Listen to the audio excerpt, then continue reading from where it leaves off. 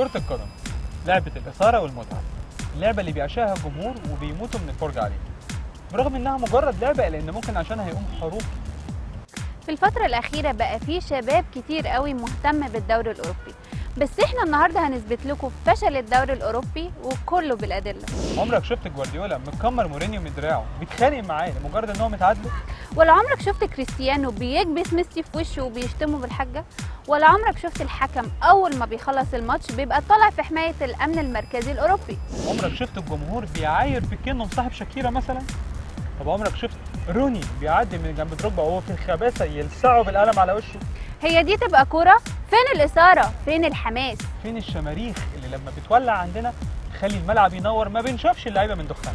ولا فين الجمهور اللي لما بينزل الملعب بيبقى منظره يشرح القلب؟ فين اللعيبة اللي بتملط من كتر ضرب الجمهور فيه مع انه مش مكانهم؟ فين الجمهور اللي بينزل يشيل العارضة ويجري بيها وينزل يتصور مع حارس المرمى؟ فين الراجل ابو جلابية؟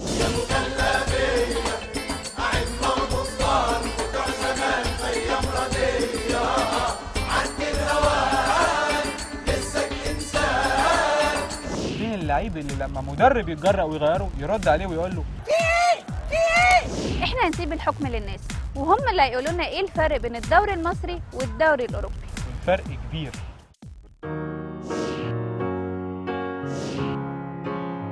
ايه رايك في اللي حصل في ماتش الاهلي والزمالك اخر واحد ده؟ انا شايف ان ما حصلش اي حاجه والمفروض الماتش كان عادي وكان ماشي عادي، بس الزملكاويه ما اعرفش ايه اللي فجاه حصل عمل مشكله.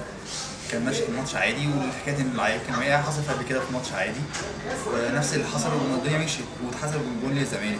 لما اتحسب جول للاهلي بقت المشكله في ايه يعني؟ بس طيب انت شايف امتى هيبطل الجمهور المصري الهتافات العنصريه ضد اللاعبين زي دومينيك او غيره؟ هي مش عنصريه، هي حماسه زايده.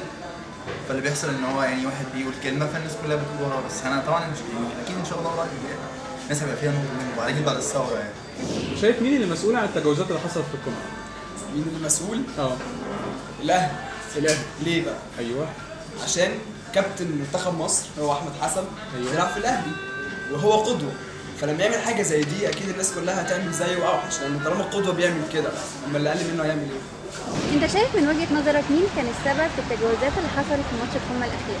كابتن حسام حسن. قولي شايف مين مسؤول عن التجاوزات اللي حصلت في مباراه القمه الاخيره بين الاهلي والزمالك؟ هي مش تجاوزات على قد ما هي ردة فعل، حاجات كتير تراكمات كتير عند حسام حسن. زي ايه يعني؟ ايه التراكمات اللي خلت كابتن حسام حسن يعمل حاجه زي كده؟ ضغط من ساعة ما رجع مستر فانوش، ضغط على مستر حسام فارس الطابون،